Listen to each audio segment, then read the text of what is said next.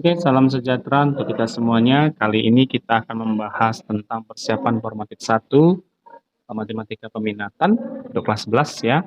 Nah, untuk menjelang ujian ini kita akan membahas beberapa contoh soal untuk ujian nanti.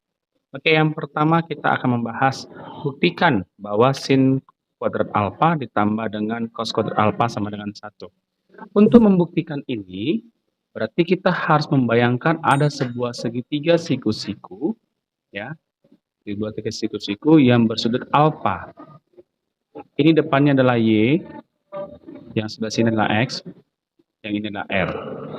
Ingat, kalau sin itu artinya demi, ya, sin alfa berarti demi, depan per miring. Oke, kalau dia sin, itu ada sin alfa, sekarang cos ya. Kalau cos alfa berarti itu sami, samping per miring. Ya, kemudian tangen itu apa? Desa. Ya, desa. Nah, jadi cara hafalnya gini aja. Demi sami saya rela hidup di desa. Oke. Nah, sekarang depan itu siapa? Dan sudut alfa itu ada Y. Ya. Kemudian ada miringnya adalah R. Kemudian sampingnya itu ada X, depannya adalah miringnya adalah R, ya. Depan tadi adalah Y dan ini adalah X.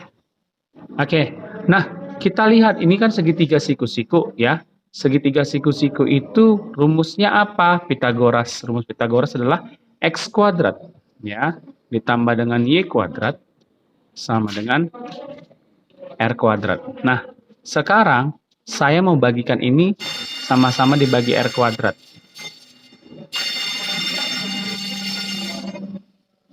Maka hasilnya berapa ini? X per R kuadrat ditambah dengan Y per R kuadrat. Ini sama dengan 1. Oke, nah dari sini kita lihat kalau X per Y itu apa ya? X per Y itu adalah cos. Berarti kalau kita buat di sini cos ya. Cos alfa ya, cos alfa. Cos alfa sebentar. Cos alfa. Cos alfa karena dia kuadrat kita buat kuadrat. Nah, ditambah dengan Y per R. Y per R apa ini? Sin. Berarti sin kuadrat alfa sama dengan 1. Nah, kita ubah posisinya, kita tukar posisinya menjadi sin kuadrat alfa ditambah dengan cos kuadrat alfa sama dengan 1. Oke, terbukti ya. Nah, bahwa siapa? Sin kuadrat alfa ditambah cos kuadrat alfa sama dengan 1. Jelas ya? Oke, next langsung ke contoh soal nomor 2. Nah, untuk soal nomor 2, buktikanlah bahwa cos kuadrat A dikali dengan 1 tambah tangen kuadrat A sama dengan 1. Oke, kita tulis kembali soalnya. Cos kuadrat A dikali dengan 1 ditambah tangen kuadrat ya. Tangen kuadrat A ya. Sama dengan berapa ini kan gitu. Nah, ini kita kalikan aja cos kuadrat A dikalikan dengan 1. Jadi hasilnya berapa? Cos kuadrat A. Kemudian cos kuadrat A dikalikan dengan tangen. Hasilnya sama dengan apa? Ya, itu cos kuadrat A dikali dengan tangen kuadrat A. Oke. Nah, sekarang lihat apa itu kalau tangen itu bisa berubah jadi apa? Iya, tangen itu bisa berubah menjadi sin per cos ya. Tangen itu bisa berubah menjadi sin per cos. Nah, di sini karena dia kuadrat jadi kita buat sin kuadrat per cos kuadrat. Nah, dari sini kita lihat ini bisa dihabiskan ya atau dibagi. Kalau sama cos kita bagi-bagi sama cos. Maka hasilnya menjadi apa? Cos kuadrat A ditambah dengan sin kuadrat A. Ini hasilnya berapa? Ya, ini hasilnya sama dengan 1. Terbuktilah bahwa cos kuadrat A ya dikali dengan 1 tambah tangen kuadrat A sama dengan 1. Oke, next kita ke contoh soal nomor 3. Nah, di sini dalam soalan nilai dari cos cos 105 derajat ditambah dengan sin 15 derajat. Nah, coba kita lihat ya. Cos 105 ditambah dengan sin 15 ya.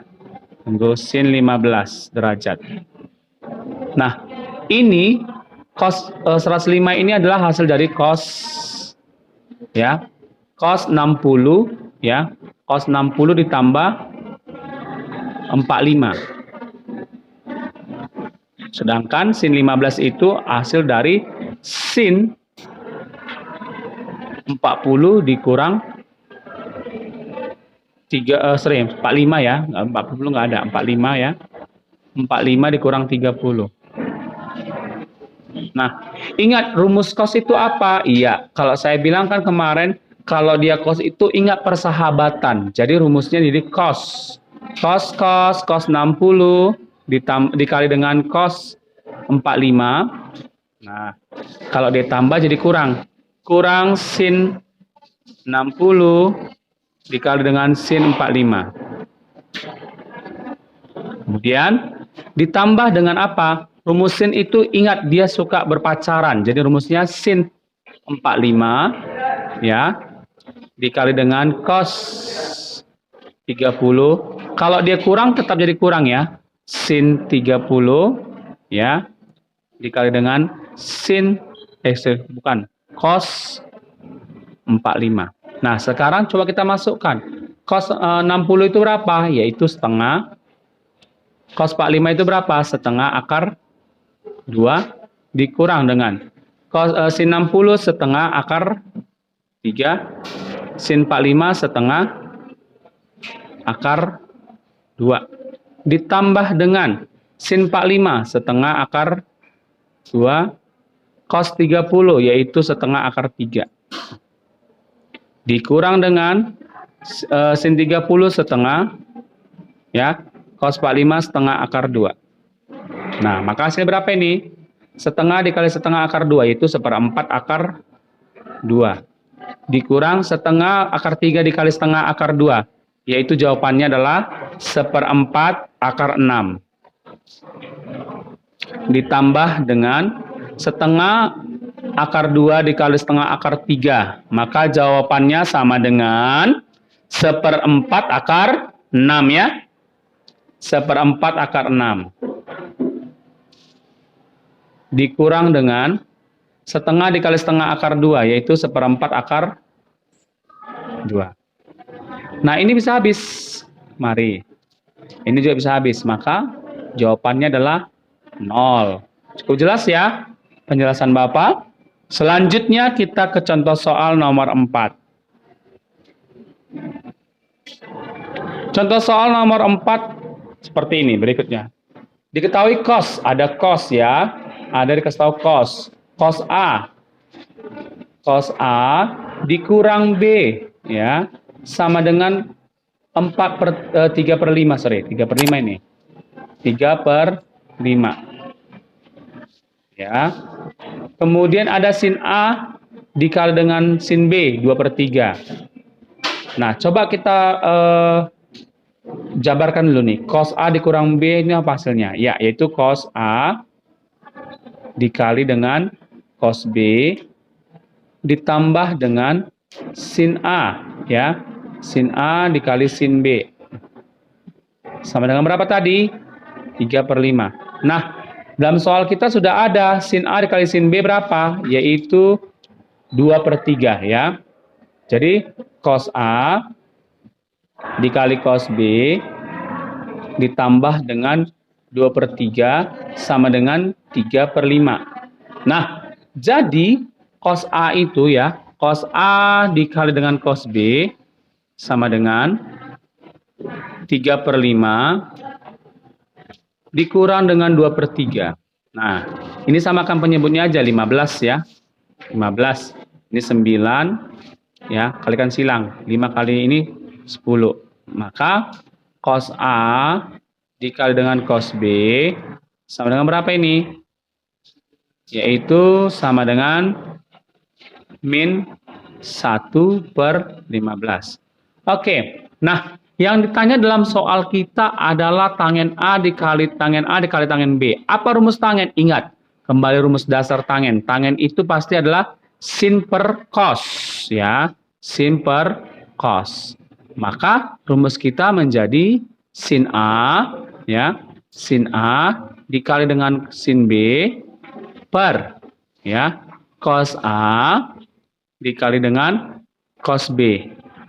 Maka jawaban kita adalah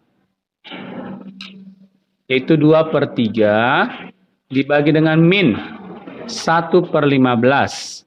Maka hasilnya sama dengan 2/3 dikali dengan min 15/1.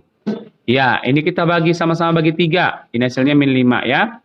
Min 5 dikalikan 1 yaitu min 10. Inilah jawabannya ya. Oke, cukup jelas ya penjelasan Bapak. Next kita ke contoh soal terakhir. Oke, untuk contoh soal terakhir perhatikan ada ketentuannya. Ya, diketahui cos A sama dengan 4/5 dan sin B sama dengan 12/13. Nah, sudut A lancip dan sudut B tumpul. Ingat, perhatikan ya. Kalau dia sudut lancip berarti dia berada di kuadran pertama. Ya, berada di kuadran pertama. Kita lihat dulu. Berarti ya pertama. Kemudian yang dalam soal sini kan ada dikasih tahu cosnya adalah cosnya tadi cos A sama dengan 4/5. Berarti kita gambarlah dulu ini segitiga siku-siku ya. Kita gambar segitiga siku-siku. Sebentar, saya perbaiki dulu segitiga saya. Harus cantik ya. Kita gambar segitiga siku-siku. Ini sudut A. Cos itu apa? Samping per miring. Nah, andaikanlah di sini kita di depannya kita buat T. Kita cari T-nya dulu dari rumus Pitagoras ya. Akar dari 5 kuadrat dikurang dengan alasnya 4 kuadrat. Oke. Berarti 25 dikurang 16 adalah akar 9. Akar 9 itu berapa? Ya, akar 9 itu adalah 3. Nah, dari sini kita nampak rumus bawah sinnya apa? Sin A ya. Sin A kita itu berarti sama dengan depan per miring. Depannya adalah 3, miringnya adalah 5. Ini posisinya berada di kuadran pertama ya. Jadi nilainya semua positif. Nah, selanjutkan ya. Selanjutkan untuk si sin B. Sin B sama dengan ya. Sin B sama dengan 12/13. Nah, di sini katanya sudutnya sudut apa? Dalam soal dikasih tahu bahwa sudutnya sudut tumpul, sudut B-nya. Ingat, posisi sin B-nya positif. Berarti dia itu berada di kuadran keberapa? Iya, dia itu berada di kuadran kedua, ya. Karena ingat rumusnya pas semua sindikat. Sindikat berarti kuadran kedua ya, kuadran kedua. Oke. Nah, ya berarti sin yang positif ya. Nah, kita mau mencari yang lainnya, cos dari sin B-nya apa? Sin B-nya cos B-nya ini, ya. Nah, kenapa Pak dicari? Karena kita membutuhkan pada rumus yang ditanya sin A dikurang sin B, kita butuh cosnya juga. Oke. Nah, sin itu apa? Depan per miring 12, miringnya 13. Nah, kita cari alasnya ini berapa? A-nya itu sama juga dari rumus Pitagoras kita ambil akar dari 13 kuadrat dikurang dengan 12 kuadrat. 13 kuadrat berapa? 169 ya. 169. 12 kuadrat itu berapa? Itu 144. Jadi 169 dikurang 144 berapa? 25. Iya. Berarti akar dari 25 itu berapa? Yaitu 5. Nah, jadi cosnya berapa? Cos A-nya, cos B-nya itu adalah sampingnya 5 ya, kemudian miringnya 13. Karena dia berada di kuadran kedua, maka kita buat jadi negatif di sini. Paham ya? Nah, selanjutnya rumus sin A dikurang B ya. Rumus sin A dikurang B ini apa? Ingat tadi yang saya sampaikan. Kalau sin itu rumusnya selalu suka berpacaran. Berarti sin A dikali cos B. Nah, kalau dia negatif tetap negatif. Sin B dikali dengan cos A. Oke, sekarang kita masukkan angkanya. Sin A berapa? 3/5. Cos B berapa? Negatif. Negatif berapa? Negatif 5/13. Kemudian, sin B berapa? Sin B kita adalah 12/13.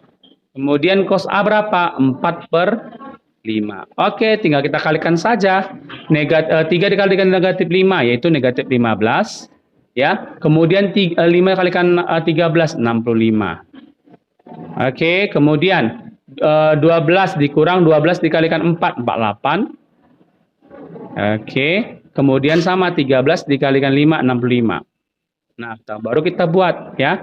Min 15 dikurang dengan 48, berarti min 63 ya. 63/65. Oke, inilah jawaban dari contoh soal kita nomor 5. Cukup jelas yang saya sampaikan.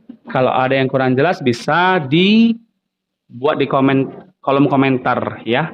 Oke, semoga bermanfaat untuk kalian semua dan semoga kalian berhasil menjawab ujiannya. Terima kasih. Bye bye.